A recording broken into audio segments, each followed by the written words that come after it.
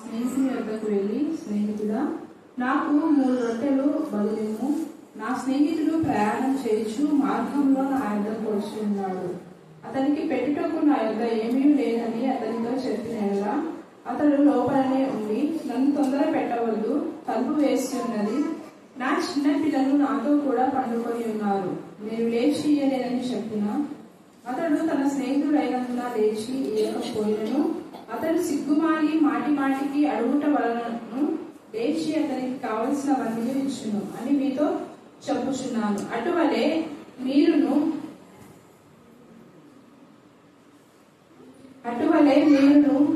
అడుగుడి మీకు ఇయ్యబడును, వెదకుడి మీకు దొరుకును, తట్టుడి మీకు తీయబడును. అడుగు ప్రతి వానికి ఇయ్యబడును, వెదకు వానికి దొరుకును, తట్టు వానికి తీయబడునని మీతో చెప్పుచున్నాను. మీలో తండ్రి అయిన వాడు తన కుమారుడు చేపనడిగితే చేపకు ప్రతిగా పామునిచ్చునా, గుడ్డునడిగితే తేలునిచ్చునా? కాబట్టి మీరు చెడ్డవారి ఇల్లు మీ పిల్లలకు మంచి ఇవ్వనెరిగి ఉండగా పరలోకమందున్న మీ తండ్రి తను అడుగు వారికి పరిశుద్ధాత్మను ఎంతో నిశ్చయంగా అనుగ్రహించునను. దేవుడు తన పరిశుద్ధ వాక్యం దీవించి ఆశీర్వదించుగాక. ఆమేన్, ఆమేన్, ఆమేన్. స్తోత్రం చెల్లించుకుంటున్నాం. ప్రత్యేక రీతిలో సహోదరి మరియు రమేష్ వారి యొక్క గృహంలో దేవ గృహ కుడికలో మీరు అద్భుత రీతిగా వాడుకున్నారు. వచ్చిన బిడ్డలందరినీ బట్టి మేము స్థుతిస్తున్నాం తండ్రి. కరుణాపీఠంలో కూడా నా ప్రభ నా తండ్రి మరి టైం ప్రకారం 7 గంటలకు నా తండ్రి వాక్యము నా ప్రభ నా తండ్రి దగ్గర ప్రార్థన మా తండ్రి మీకు మహిమకరమైన విధానంలో ప్రారంభం చేసిన విధానం బట్టి మేము స్థుతిస్తున్నాం. దేవ నా తండ్రి ఆస్తి కలిగి ఆసక్తితో నీ యొక్క భయంతో భక్తితో వచ్చిన వీళ్ళందరూ బట్టి మేము స్థుతిస్తున్నాం. దేవ 7 గంటలకు ఎవరెవరు వచ్చిన వాళ్ళందరినీ 7 ఆశీర్వాదంతో మేము నింపండి. దేవ మీకే స్తోత్రం, మీకే స్తోత్రం, మీకే స్తోత్రం, మీకే స్తోత్రం, మీకే స్తోత్రం, మీకే స్తోత్రం. దేవా మీరు రోషం వల్ల దేవుడి ప్రభ మరి ప్రయాణమే కళ్ళలోకి వెళ్ళినప్పటికీ నా దేవుడికి మీరు ఇచ్చిన విశ్వాసం, నమ్మకత్వాన్ని, ఆసక్తిని బట్టి నేను స్థుతిస్తున్నాం. అలాగే నా ప్రభ నా తల్లి బిడ్డలు మా తల్లి అఖిల్ బట్టి సంజీవన్ బట్టి తండ్రి ఇక్కడ బిడ్డలు నా తల్లి దేవ దీవెన మా ప్రభ మరి బ్లెస్సింగ్ బట్టి నా తండ్రి దేవ కీర్తిని బట్టి నిన్న దినాన్ని చెప్పిన విషయాన్ని మరి జ్ఞాపకం చేసుకుని దేవ శరీరం బట్టి నా ప్రభ నా తల్లి చిన్నాన్ని బట్టి కూడా మేము స్థుతిస్తున్నాం. మీకే స్తోత్రం, మీకే స్తోత్రం, మీకే స్తోత్రం. మరి చక్రి బబ్బులు నా ప్రభ కర్ణ స్టీవెన్ మీ ఆత్మతో శక్తి నింపండి. ఎక్కడన్నా అందరినీ మీకు సాక్షిగా సాధంగా వాడగలలాగా మీ కృపాసాన్ని దయచేయండి. మరి రత్న వాక్యం చదువుగా ఆ బిడ్డకు మీ ఆత్మతో శక్తి నింపండి. ముఖ్యంగా పరిశుద్ధ ఆత్మ శక్తి మాలో ఉన్నప్పుడు తల్లి ఎల్లప్పుడూ మా మనసు నీ పైన ఆనుకున్నప్పుడు మా ప్రతి అక్కల ఔషధం మీరు చూపిస్తారు. లేఖన బాగా చెప్పిన చిన్న బిడ్డలు కూడా కలవరం అనేది లేకుండా వారిని మీరు ధైర్యపరచమని ప్రార్థిస్తున్నాం. దేవ ఇలాంటి కాలంలో ఎక్కడ వాక్య పరిచయం జరుగుతుందో అక్కడ మీ ఆత్మకు మరి ఇప్పుడు దయచేయండి. ఆయన మనుషాత్మ పవిత్రాత్మ నా దేశంలో గర్తించి బాధలుగా బంధించమని ప్రార్థిస్తున్నాం. మానవ తలంపులు పద్ధతులు దైవోపదేశంలో బోధించే ప్రతి దుర్బోధ నుంచి మీరు విడిపించండి. స్తోత్రం దేవ. ఎన్నో పనులకు వెళ్ళినప్పటికీ మరి మా తమ్మక రహేలు ఇద్దరు మా ప్రభా మరి సమయం మీరు నడిపించినారు. అందుకు కూడా మీకు వందనాలు తెలిసిన మిగతా వీళ్ళందరూ కూడా ఒక్కొక్కరిపైన మీ గాఢనసులు తోడుగా ఉంచిన ప్రభా నీ సన్నిధికి అలర్జీగా రావడానికి దేవ మొదట మీ రాజ్యంలో మీ నీతిని వెతికే బిడ్డలుగా ఉండలాగున్నా మీ కృపాసాన్ని దాచేయండి. మేము ఇచ్చిన దేవా నాదనే మాటకు మేము కట్టుబడడానికి మీ కృపాసాన్ని దాచని ప్రార్థిస్తున్నాం. దేవ మీకే స్తోత్రం, మీకే స్తోత్రం, మీకే స్తోత్రం, మీకే స్తోత్రం, మీకే స్తోత్రం, మీకే స్తోత్రం. దేవ యొక్క సమయం అంతా నా ప్రభా మీరు అడిగే వారికి ఇచ్చేవాడు నా తండ్రి, దేవా తట్టే వారికి తీసేవాడు, వెతికే వారికి నా తండ్రి దేవ ఫలము దయచే దేవుడు మీరు సెలవిస్తున్నారు. అయితే మేము మొదట నీ రాజ్యం నీ నీతిని వెతికినప్పుడే ఇవన్నీ మాకు మా ప్రభా అనుగ్రహిస్తారు. మీ లేఖన భాగంలో దేవ తెలియజేస్తున్నారు. పరిశుద్ధ స్థలంలో ఉన్న వారిని మీరు బహుగా ఆశీర్వదిస్తారని కూడా నా తండ్రి మరి వారి ఇంట్లో మీరు మాట్లాడిన లేఖన భాగాన్ని బట్టి మేము స్తుతిస్తున్నాం. సహోదరి మరియమ్మ వాళ్ళ ఇంట్లో యెహెజ్కేలు 47 అధ్యాయము 11, 12 వచనాలు ధ్యానం చేసుకున్నాం. అక్కడ ధ్యాన అంశం ఏంటంటే పరిశుద్ధ స్థలంలో మనం ఉన్నప్పుడు మనం బహుగా ఎదుగుతాము. దాని ఆకు వాడలు, కాయలు రాలవు, నెలకు ఫలిస్తాయి, ఆకులు కూడా ఔషధానికి ఉపయోగపడతాయని చూస్తున్నాం. హల్లెలూయా, హల్లెలూయా, హల్లెలూయా. పరిశుద్ధ స్థలము అనే మాటలో అర్థం ఏంటంటే మనం ఎప్పుడైతే పరిశుద్ధంగా ఉంటామో లేదా దేవుని వాక్యంతో మనం నింపబడినప్పుడు మన బతుకులు పరిశుద్ధంగా ఉంటాయి. అదే విధానంలో వాక్యంలో ఎవరైతే చెల్లించి ఫలించి ఉనికి కలిగి జీవిస్తారో వాళ్ళకు కొరత అనేది ఉండదు. సమృద్ధి అనే జీవితాన్ని దేవుడు ఇస్తాడు. ఎలాంటి సమృద్ధి అనే జీవితం అంటే ఒకసారి చదవండి. యెహెజ్కేలు 47:11. యెహెజ్కేలు 47:11. అయితే ఆ సముద్రము చదువు బురద స్థలమును భూమి స్థలమును చూడండి.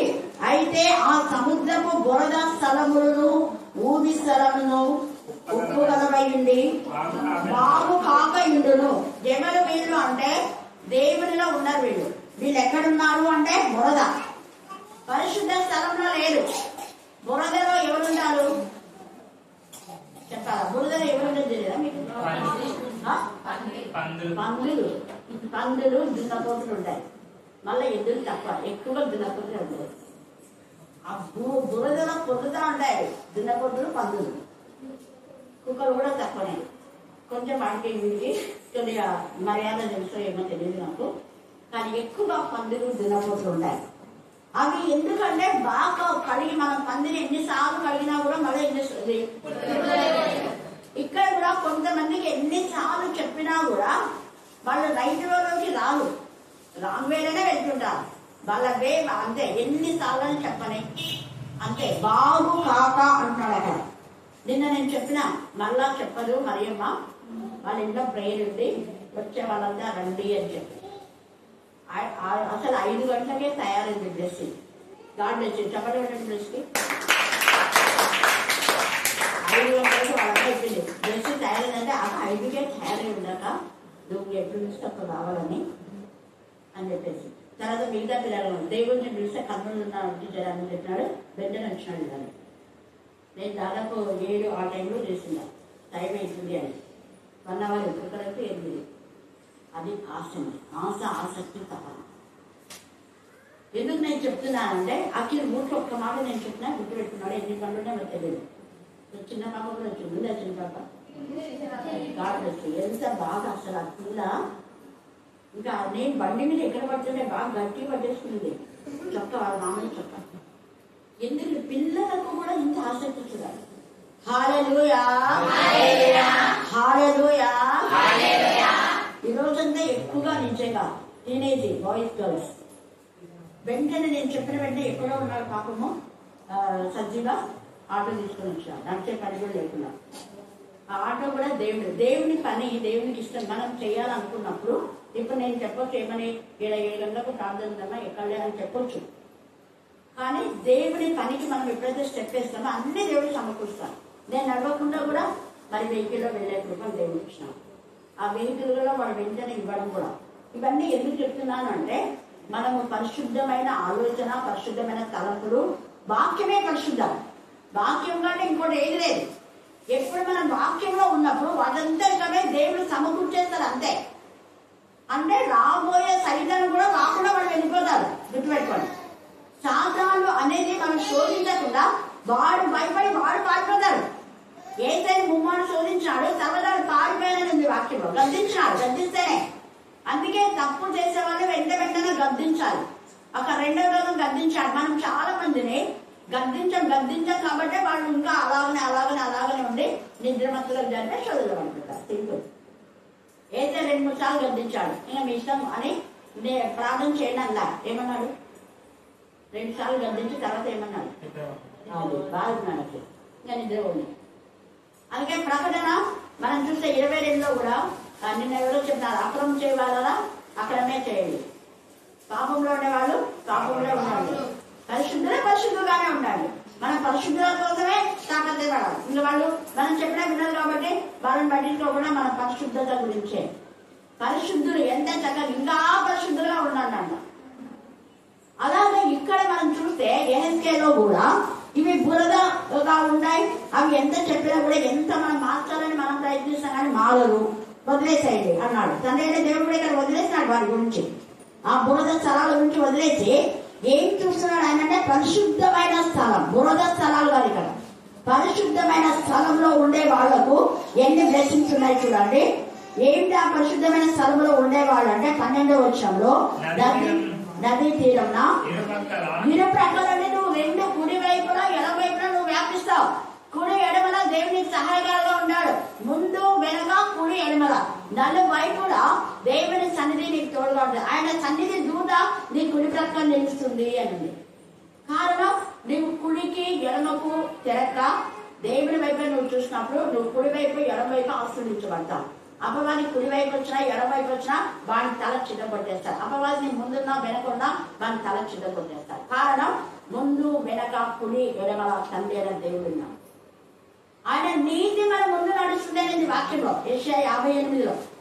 ఇక్కడ కూడా అందుకనే ఏమంటున్నా అంటే నదీ తీరంలో ఇరుపక్కల 200 ఆశీర్వాదం దేవునికి ఇచ్చారు. ఇరుపక్కల ఆహారం ఇచ్చు సకల జాతి వృక్షం అంటే సకల జాతి, ఏ జాతి అయినా ఏ మతమైనా ఏ కులమైనా దేవుని యొక్క కరుణా పీఠంలోకి వచ్చేలా దేవుడు చేస్తాడు. హల్లెలూయా.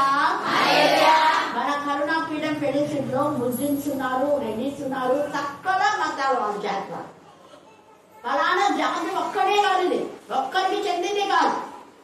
సమస్త జనులకు ప్రార్థనా మందిరం. అనేకులకి ప్రార్థన చేయించుకొని వెళ్తున్నారు. నిన్న కూడా ప్రార్థన అయిపోయిన తర్వాత ఇద్దరు వచ్చారు. అరుణ అని చెప్పేసి రాత్రి చెప్తున్నా నేను. ఆమెతో పాటు నామకాస్తే క్రైస్తవురాలు. ఆమె క్రైస్తవురాలు అన్ని రాళ్ళు తీసుకురావాలా, అన్ని రాలే క్రైస్తవురాలు అని చెప్పే వాళ్ళని తీసుకొచ్చింది. నామకాస్తే క్రైస్తవురాలు చెప్తున్నా నేను. నువ్వు ఈమెను ఆత్మీయంగా నడిపించేది, ఆమె నేను ఆత్మీయంగా నడిపిస్తుంది అంటే సింపుల్గా ఒక నవ్వు నవ్వింది. చూడండి ఎలాగున్నారో. ఈ సమయం అంతా మనం బురదలాగున్నామా? దేవుడు ఎంతగా చెప్తున్నా ఇంకా బురద స్థలంలో ఉన్నామా? పరిశుద్ధ స్థలంలో ఉంటే నువ్వేం చేస్తావు అంటే నువ్వు నిజంగా దేవునికి మహిమకరంగా రెండు వైపులా నువ్వు ఫలించే విధంగా ఉంటావు. తర్వాత పెరుగుతావు కూడా. నదీ తీరంలో ఇరుపక్కల ఆహారం నుంచి సకల జాతి వృక్షములు పెరుగును. వాటి ఆకులు వాడిపోవు. ఆకులు వాడిపోవు. ఇదే మనము కీర్తన 1లో ఉంది. దివారాంతం ధ్యానించేవాడు ధన్యుడు. అతడు ఎవరు ధ్యానించేవాడు? ఎవరు పరిశుద్ధ స్థలంలో ఉండేవాడు? ఎవరు బురదలో ఉన్నటువంటి వాడు? బురద స్థలంలో ఉన్నవాడు. వాళ్ళు పరిశుద్ధ స్థలంలో ఉంటారు. వాళ్ళు దివారాంతం ధ్యానిస్తాడు. వాళ్ళ ఆకు వాడదు. తన కాలంలో ఫలమిచ్చేట్లాగా ఉంటారు. ఇక్కడ కూడా అంతే. ఇది కూడా ఆకు వాడిపోదంట. కాయలు ఎప్పటికీ అండర్లైన్ చేసుకోండి. ఎప్పటికైనా శోధన వచ్చినా సహించి జయిస్తారే కానీ వారి శోధన పడిపోరు. హల్లెలూయా. హల్లెలూయా. యాక్చువల్ గా 12 మంది శిష్యుల్లో యోహాను పడిపోలేదు. యేసు పాదం దగ్గరే ఉన్నాం. మిగతా భయపడి దూరం ఉన్నారు. కానీ పడిపోలేదు యోహాను. సిలువ దగ్గర ఉన్న యోహానుకు తల్లి యొక్క మరియ ఇద్దరు మాత్రమే, అంటే మిగతా వాళ్ళంతా బాధపడుతూ దూరం ఉన్నారు. కానీ వాళ్ళు ఏమంటారో అని భయం లేకుండా వాళ్ళు చంపినా ఏం చేసినా ఆల్రెడీ నా హృదయంలో ఖడ్గం దూసుకుపోయింది. చచ్చిన శవం లాగున్నా నేను. నా కొడుకు ఈ పరిస్థితిలో ఉండే, ఇంకా వాళ్ళు నన్ను ఏం చేస్తే ఏంటిదే అనే ధైర్యంతో తల్లి మరియ కొంతమంది కుమార్తెలు విడిచిపెట్టి వెళ్ళిపోతారు. లేఖన భాగంలో ఆహారం దొరకకపోతే కొడుకులను కూతురును చంపుకునే తల్లిదండ్రులు ఉన్నారు. అయితే ఇక్కడ ఈ యొక్క కుమారుడు తల్లి సిలువ దగ్గర ఉన్నందుకే వారి వైపు చూసి వారు పోగొట్టుకుని అక్కడ పొందుతున్నారు. ఎక్కడ? సిలువ దగ్గరలో. హల్లెలూయా. హల్లెలూయా. నువ్వు సిలువకు సమీపంగా ఉన్నావా? సిలువకు దూరంగా ఉన్నావా? పరిశుద్ధతలో నువ్వు ఉంటే నీకేది లేకుండా సమస్తము పొందుకుంటావు కానీ కోల్పోవు.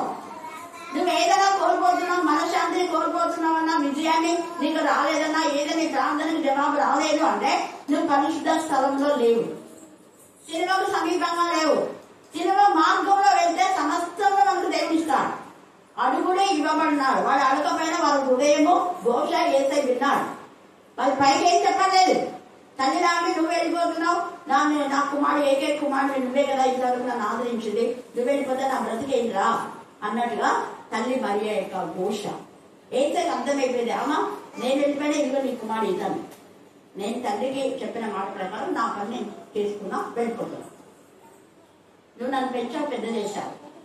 చెప్పాలంటే ఒక సర్వెంట్ మదర్ అన్నట్టుగా, లేదా ఒక సర్వెంట్, ఇవాళ గాడ్ సర్వెంట్, దట్స్ ఇనఫ్. ఇద్దరు నీ కుమారుడు, నేను కాదు అన్నట్టుగా. కానీ నాకు బాధ్యత ఉంది. నన్ను పెంచి పెద్ద చేసినావు కదా, పెంచి పెద్ద చేశాను, ఇలా వదిలేదు నేను. ఎంత నువ్వు నాకు సొంత తల్లిదండ్రులు కాకపోయినా నువ్వు పెంచి చేశావు. బాధపడి ఇప్పుడు మా కంటూ దూసిపోయింది, అనేక నిందలకు అవమానాలు పన్నావు, నాకు అర్థమైంది. అలాగే నేను మేము వదలను, నీకు ఒక సేఫ్టీ ప్లేస్ నేను చూసి చేయగలను. అందుకనే యోహాను కూడా అలాగనే తన సొంత తల్లి ఉండి తలుని, కానీ ఆమె దగ్గరికి వెళ్ళి ఈమెనే చేర్చుకొని ఈమెనే పోషించాడు. 14 దీపంలో వెళ్ళే వరకు కూడా యోహాను పేతురే ఇద్దరిద్దరే సేవ. అది ఎప్పుడు మీరు మర్చిపోద్దాను. 100 మంది పోవాలా ర్యాలీకి సేవకు అనేది కాదు. అందుకే అయితే ప్రత్యేకంగా ఇద్దరు ఉన్నారు. ఈ పునరుద్ధాన శక్తిలో ఇద్దరిద్దరు కలిసి దేవుని కనపరచండి, ఎంత అద్భుతాలు జరుగుతాయో. అందరు వెళ్ళాలనేది కాదు, ఎంతమంది ఉంటే అంతమంది ఉంటారు. ఈరోజు అందరూ వస్తే నేను పోతాను చెప్పాలి, ఎంతమంది ఉంటే అంతమంది. చక్కగా జరిగింది దేవుడికి నాయన కదా. హల్లెలూయా హల్లెలూయా. అందుకే అవి ఆకులు వాడు అంట ఎప్పటికీ రాలు, అవన్నీ పడిపోవు. ఆ నది నీరు పరిశుద్ధ స్థలంలో ఉండి పారుచున్నది కనుక అది పరిశుద్ధ స్థలంలో ఉంటే, కరుణాపీఠంలో నువ్వు ఎప్పుడు ఉంటే ఇంత ఇంటూ మన ఇష్టం వచ్చిన టైం కాదు.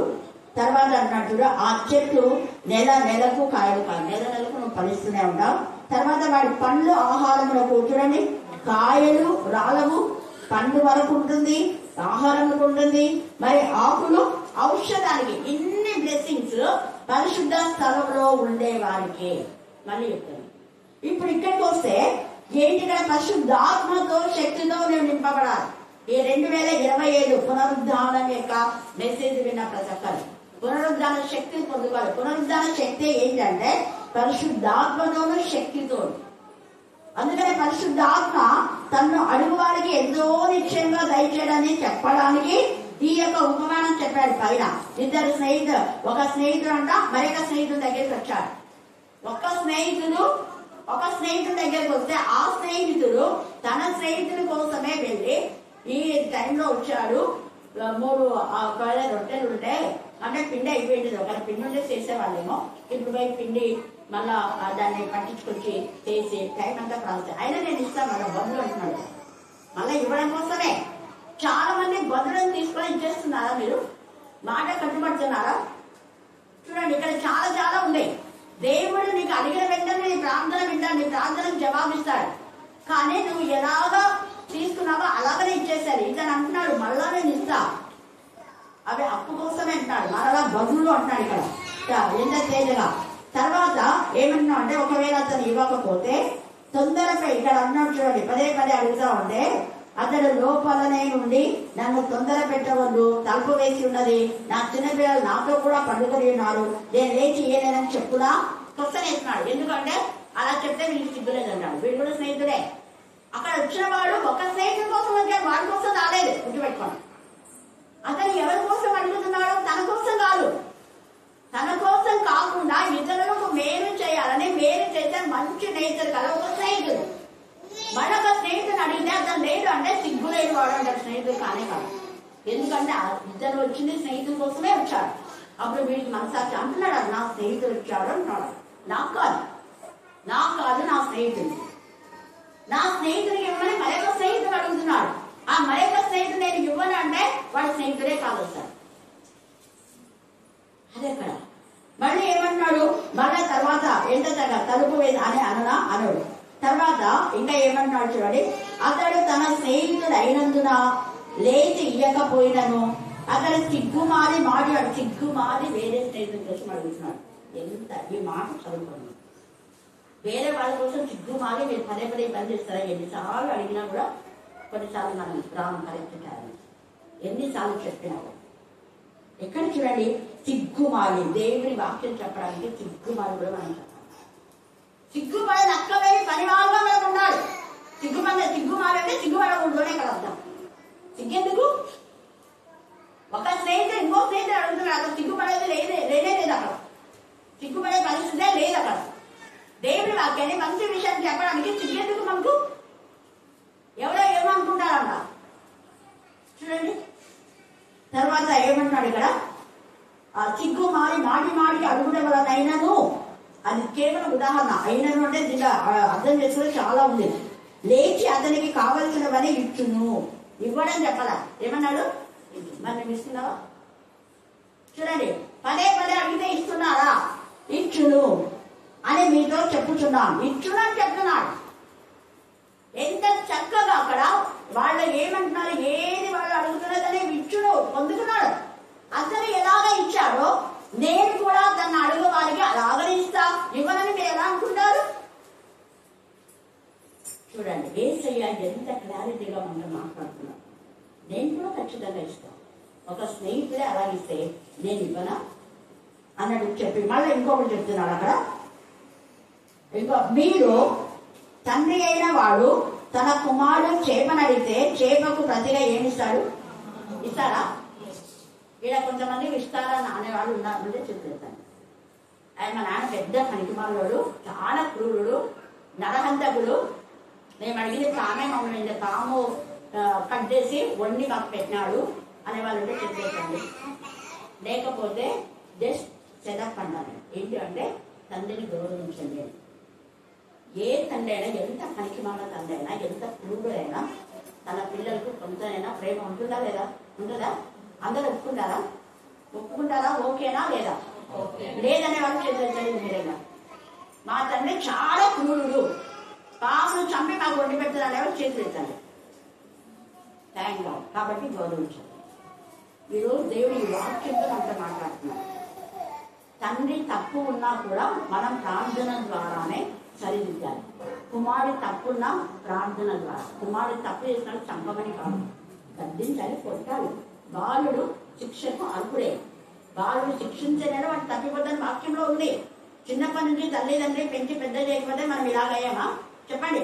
చిన్నప్పుడే తల్లిదండ్రులు పడేశారా? పడేస్తే తల్లిదండ్రులు ఎంతో ఉన్నారు. ఈ రోజు నువ్వు చదువుతున్నావంటే నేను కూలికి పంపించి నీ కూలి తినే తండ్రులు ఉన్నారు. లేదా తండ్రులు పిల్లలు తెచ్చే కూలి తెచ్చి చాలా మంది అప్పుడు ఏంటి తెచ్చుకున్నారు. నేను ఇక్కడ వచ్చిన 35 సంవత్సరాల్లో చాలా మంది తెచ్చిన కూలంతా తీసుకుపోయి తాగేస్తున్నాడు. వాడు ఏం పని చేయడు, నా కూలి కూడా తీసుకుపోయి తాగుతుంటాడు అని తండ్రి గురించి, భర్త గురించి చెప్పిన వాడు. నువ్వు పని చేయకుండా భర్త తెచ్చింది తిని మళ్ళీ ఎక్స్ట్రా మాట్లాడితే దేవుని లెక్క అడుగుతాడు. ఉదాహరణ ఇక్కడ రోజుమనండి, వాళ్ళ భర్త చేయకపోయినా ఎంత ప్రేమిస్తుంది అంటారు. అసలు వద్దంటారు వాడు, నువ్వేం పని చేద్దంటారు. అది భార్య అంటే. భర్తను ప్రేమించే భార్యగా. ఒకప్పుడు చాలా భయంకరంగా ఉండేది, వాళ్ళు ఇప్పుడు మంచిగా ఉన్నారు. కారణం ప్రార్థన. నేను అదే చెప్తున్నాను కదా, ఆమె 7 గంటల కరెక్ట్గా వస్తుంది. ఎప్పుడో ఒకసారి లేట్ కానీ రెగ్యులర్గా వస్తుంది, కరెక్ట్గా వస్తుంది. కుటుంబం అంతా దేవుడికి నమ్మకాక. దేవుడికి ముందు సమయం ఇవ్వండి, అప్పుడు వాళ్ళు మారుతారు. ఎందుకు మన మధ్యలో ఏదే కూడా మారినాడు, బాగున్నాడు కదా చెప్తే న్యాయంగా మీ మధ్యనే. నేను ఎవరినో చెప్పాను, మీ మధ్యనే సాక్షి చెప్తాను. ఎవరినో చెప్తా వాళ్ళు ఎప్పుడున్నారో మనకే తెలుసుకుంటే చెప్తారు. అక్కడ అంటారు కదా మీరు. అందుకనే నేను మా నాన్నని ఎగ్జాంపుల్ పెడతాను, నన్ను ఎగ్జాంపుల్ పెట్టుకుంటా మీకు చెప్తాను. ఇక్కడ ఏసీ కూడా అదే చెప్తున్నాను. చుట్టూ కాదు, తన చుట్టూ ఉన్న పరిసరాలను గురించి తీసుకొస్తాను. తండ్రి చిన్నప్పటి నుంచి పెంచి పెద్ద చేసింది ఎట్లా మర్చిపోతారు? ఇక్కడ అదే ఉంటాడు, నేను పుట్టించిన తండ్రి కదా. అది అంటే వీడు తండ్రి అయిన వాడు తన కుమారుడు చేపను అడిగితే, ఇక్కడ చేపను అడిగితే చేపకు ప్రతిగా పామునిచ్చునా, గుడ్డును అడిగితే దేవునిచ్చునా. కాబట్టి మీరు అది ఇక్కడ మీరు అంటే మీరు పిల్లల గురించి చెప్తున్నారు, యవనుల గురించి.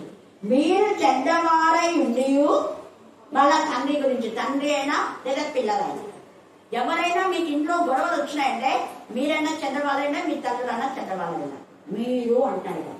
మీరు చెడ్డవారై ఉండి కూడా మీ పిల్లలకి ఏమి సారా మంచి ఇవుడు. చెడ్డ తండ్రి తల్లి కూడా మంచిగా ఉండాలి పిల్లలు అనుకుంటారు, కానీ వాళ్ళు నాశనం అయిపోవాలని కోరుకోరు. చెడ్డవాళ్ళే ఇంకా మంచి వాళ్ళు ఎంత బాగా కోరుకుంటారు. ఇది కాన్సెప్ట్. చెడ్డవారైనా మీ తల్లి పనికి మాలింది, మీ తండ్రి పనికి మాలడు, కానీ మీరు బాగుండాలని కోరుకుంటారు. మీకు తెలియదు కొన్ని విషయాలు. తండ్రుల ప్రేమ, కొన్ని తల్లుల ప్రేమ మీకు తెలియకుండా కొన్ని మాట్లాడుతుంటారు తల్లిదండ్రులు. నాతో చెప్పి ప్రేమ చేపిస్తున్నారు కొన్ని విషయాలు. ఒక వ్యక్తి నాడు పేరు చెప్పాను, నేను బాగా చదువుకోమని చెప్పామా, ఇప్పుడు మరి పర్లేదే మంచిగా పేరు వస్తుందంటే, టీచర్ చదవాలా, ఉద్యోగం కొట్టాలి టీచర్, ఎంతైనా పర్వాలా. ఉద్యోగం కొట్టేది కాదు, ఉద్యోగం కూడా బాగా మంచిగా ఉండి ఉద్యోగం కొట్టడం కాదు, నువ్వు ముందర తాగులు కొట్టేసి ప్రార్థన రెగ్యులర్గా వాళ్ళ ఉద్యోగం కొడతావా అన్నాను.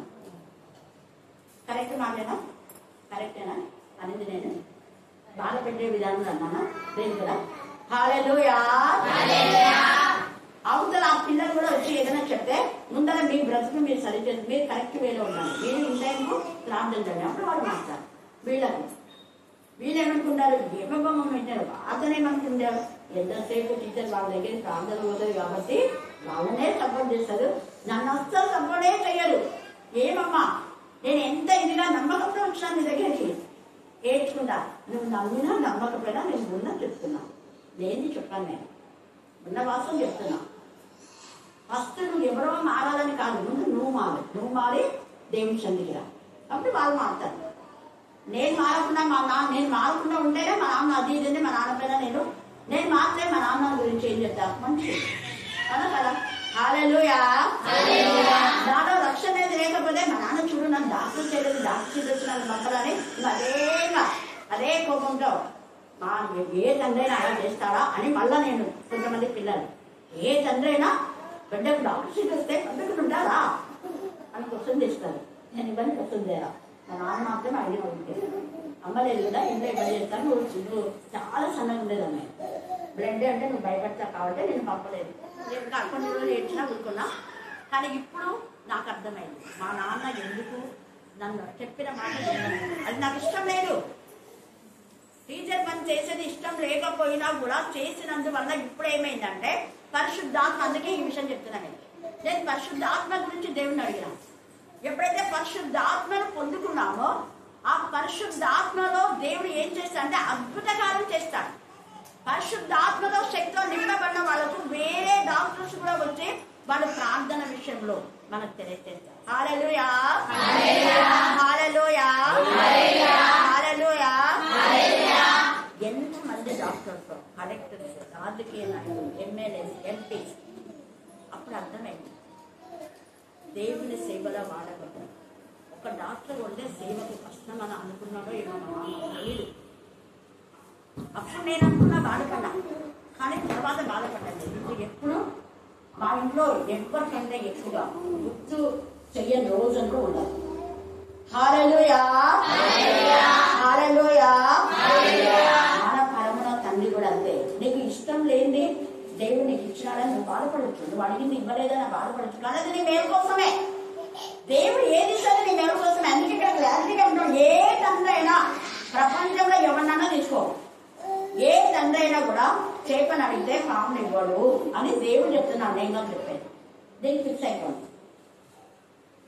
తర్వాత ఏమన్నాడు చూడండి, ఇక్కడ 13వ వచనం, పరలోకమందున మీ తండ్రి తన్ను అడుగు వారికి పరిశుద్ధాత్మ ఎంతో నిశ్చయంగా, ఎంతో 100%. మరి మీరు అడుగుతున్నారు, అడిగిన వాళ్ళకంతా వచ్చింది. పరిశుద్ధాత్మతో శక్తితో తాకబడకపోతే మీరు వాక్యాన్ని చెప్పలేదు. మళ్ళీ చెప్తున్నాను, ఇక్కడ కర్ణాపీఠంలో చాలా మందిని దేవుడు ఆత్మతో శక్తితో తాకినాడు కాబట్టే చదువురాని వాళ్ళు వాక్యం చెప్తున్నారు. వీళ్ళు చెప్పలేదు అనుకున్న వాళ్ళు పరాక్రమం గల బలాఢ్యుడా.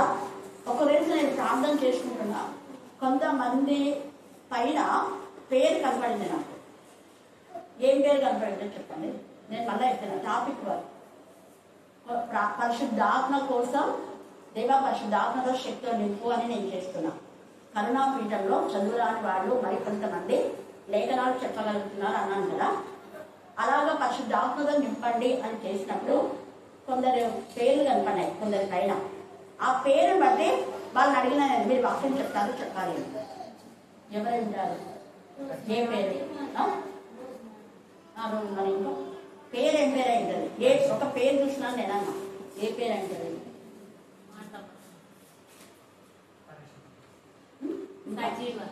కాదు, సంజీవ కూడా కరెక్టే. వాళ్ళ పైన పేరు చూసినా, వాళ్ళ పైన ఒకరి పేరు చూసిన. ఏ పేరు? గిద్యోను. గిద్యోను పేరు సంజీవ తలపైన గిద్యోను అనే పేరు చూసిన. గిద్యోను పరాక్రమం గల బలాఢ్యుడా అని పిలిచాడు. గిద్యోనుకు తన పరాక్రమం తనకే తెలియదు. సజీవ పరాక్రమం తెలియదు. ఆమె ఆత్మీయస్థితి ఆమెకే తెలియదు. కానీ దేవునికి తెలిసింది. కానీ వీళ్ళంతా చాలా మంది గిద్య అక్కడ మీరు చదవండి. పరాక్రమం లేనోడని పిలుకోడని ఎక్కడున్నాడు? గోధుమలు దున్నుకుంటూ ఆడ పని చేసేవారు. వాళ్ళందరి వాళ్ళు 10 మంది పనుల్లో పెట్టుకొని పని చేయించుకోకపోగా ఇతనే పనివాడేవి గోధుమలు దుల్లగొట్టుకుంటున్నారు. కానీ దేవుడు నీలో పరాక్రమం ఉంది, నువ్వేంటి తిరుగులాగా ఇక్కడ ఉన్నావు, రా బయటికి అని కూడా అసలు అప్పుడు చెప్పింది. చూడండి, ఆ ఉదాహరణ కూడా చెప్పింది కదా. హల్లెలూయా, హల్లెలూయా. అలాగా కొంతమందిని దేవుడు అలాగా వాడుకుంటాడు. చదువు రాకపోయినా కూడా మేము బలహీనలు, మేము చెప్పలేమంటే కూడా చెప్పాను. చాలా మంది ప్రార్థన చేసే వాళ్ళు కానే కదా. అప్పట్లో అరుణ అయితే ఎన్నిసార్లు అడిగిన ఫస్ట్ ప్రార్థన చేయలేదు, 50 లేక ఏదన్నా చెప్పి అని. ఇప్పుడు గంట చేయమంటే గంట చేసుకో. హల్లెలూయా, హల్లెలూయా. అలా పెద్ద భాగం ప్రెగ్నెంట్ గా ఉన్నప్పుడు, ఆ ఇంట్లో ఉన్నప్పుడు వస్తా ఉండే ఎక్కువ. తర్వాత ఎంత ప్రార్థన కింద ఆమె అసలు ప్రతి రోజు వచ్చేది. దేవుడు అలాగనే ఆశ్రయిస్తారు తన పిల్లలు. ఇక్కడ పరిశుద్ధాత్మ ఈ పునరుద్ధాన మరి శక్తితో మనం నింపబడాలంటే 2025లో మనం ఈస్టర్ సండే ఎంత గ్రాండ్ గా చేసుకున్నాం అనేది కాదు, మనం ముఖ్యంగా ఏది అంటే చూడండి, పరలోకమందున్న మీ తండ్రి తన్ను అడుగు వారికి పరిశుద్ధాత్మ ఎంతో నిత్యంగా అనుగ్రహిస్తారు. కాబట్టి ఆత్మ కోసం మీరు ప్రార్థన చేయండి, పరిశుద్ధాత్మ కోసమే చేయండి. ఎక్కువ దేవనన్న ఆత్మతో శక్తితో, ఆత్మ అనే కాదు ఒకటి, దేవ పరిశుద్ధాత్మతో శక్తితో నింపడి ప్రభు నీకు మహిమకరంగా వాడుకోండి, నీ చిత్తానుసారంగా వాడుకోండి, నీ నామకు అందరి మీద వాడుకోండి, నజరేయుడైన యేసు నామములో వాడుకోండి, తండ్రి కుమారుని మహిమపరచబడినట్టు వాడుకోండి. దేవ నా భక్తి, నా శక్తి, నా విశ్వాసం కాదు ప్రభా, నీ ఘనత నిమిత్తమే అని చేయండి. మిమ్మల్ని ఎందుకు నింపాడో హృదయ శుద్ధి కలిగి ఖచ్చితంగా ఆత్మతో నింపి దేవుడు మైకిగా అందరినీ వాడుకుంటాడు. దేవుడు ఈ లేఖన భాగాన్ని దేవుడికి ఆశీర్వదించుగాక. ఆమేన్, ఆమేన్. చివరి ప్రార్థన.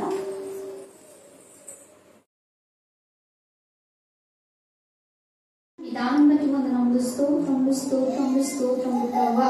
అయ్యా నా తండ్రి, ఇక్కడికి వచ్చిన ప్రతి ఒక్క బిడ్డను నా తండ్రి ప్రభ యేసయ్య నా తండ్రి ఒక విద్యునిలా ప్రభ యేసయ్య వాడబడేలా సహాయం చేయమని మొరపెట్టుకుంటున్నాను ప్రభా. మీకే స్తోత్రం, మీకే స్తోత్రం, మీకే స్తోత్రం, మీకే స్తోత్రం ప్రభా. అయ్యా నా తండ్రి మీకే స్తోత్రం ప్రభా. ఒక పౌరులా లేవనెత్తమని మొరపెట్టుకుంటున్నాను ప్రభా. అయ్యా మీకే స్తోత్రం నా తండ్రి, మీకే స్తోత్రం, మీకే స్తోత్రం, మీకే స్తోత్రం నా తండ్రి. అక్క చెప్పిన ప్రతి మాట నా తండ్రి మా హృదయంలో ఉంచుకొని నా తండ్రి ప్రభ యేసయ్య మీ మార్గంలో నా తండ్రి నడిచి జీవితాన్ని దయచేయమని మొరపెట్టుకుంటున్నాను యేసయ్య. మీకే స్తోత్రం ప్రభా. అయ్యా అక్క చేసే ప్రతి టీవీ పరిచయాలను తండ్రి మీ యొక్క ఖాతాల ఉంచినందుకు వందనములు, స్తోత్రములు ప్రభా. అయ్యా నా తండ్రి విస్తారంగా నా తండ్రి ప్రభా ఈ యొక్క సువార్తను నా తండ్రి ప్రభా వ్యాపింపజేసినందుకు వందనములు, స్తోత్రములు, స్తోత్రములు ప్రభా. అనేకులు నా తండ్రి ప్రభా రక్షణ పొందుతున్నందుకు వందనములు, స్తోత్రములు, స్తోత్రములు ప్రభా. అయ్యా మీకే స్తోత్రం, మీకే స్తోత్రం, మీకే స్తోత్రం నా తండ్రి. అక్కకు నా తండ్రి బలాన్ని, శక్తిని, ధైర్యాన్ని ఇచ్చినందుకు వందనములు, స్తోత్రములు ప్రభా. అయ్యా మీకే స్తోత్రం, మీకే స్తోత్రం, మీకే స్తోత్రం నా తండ్రి ప్రభ. నా తండ్రి అక్క చేసే ప్రతి సేవ నా తండ్రి మీకు నా తండ్రి మహిమకరంగా, మీకు ఘనకరంగా ఉంటున్నందుకు వందనములు, స్తోత్రములు, స్తోత్రములు ప్రభా. అయ్యా మీకే స్తోత్రం, మీకే స్తోత్రం, మీకే స్తోత్రం నా తండ్రి ప్రభ. నా తండ్రి ఇక్కడికి వచ్చే ప్రతి నా తండ్రి బిడ్డను నా తండ్రి ప్రభ నీ యొక్క నా తండ్రి పాతల చింత నా తండ్రి అర్థిస్తున్నాను ప్రభా. అయ్యా నా తండ్రి ఏ విధమైనటువంటి నా తండ్రి సమస్యలతో వచ్చి ఉన్నారు ప్రభా. ప్రతి సమస్యకు నా తండ్రి జవాబుదారులా నా తండ్రి మీరు ఉండమని మొదలుపెట్టుకుంటున్నాను. మీకే స్తోత్రం నా తండ్రి, మీకే స్తోత్రం, మీకే స్తోత్రం నా తండ్రి ప్రభ. మీకే స్తోత్రం. అందరినీ నా తండ్రి ప్రభ ఇంకా ఎంతమంది అయితే ప్రభ యేసయ్య రాలేక వెనుకబడి ఉన్న ప్రతి ఒక్కరిని నా తండ్రి మీ సన్నిధానానికి నా తండ్రి నడిపించిన విధానం బట్టి వందనములు, స్తోత్రములు తెలియజేస్తూ అయ్యా ఈ నాకు ఇచ్చిన యొక్క చిన్న అవకాశాన్ని నా తండ్రి మీకే నా తండ్రి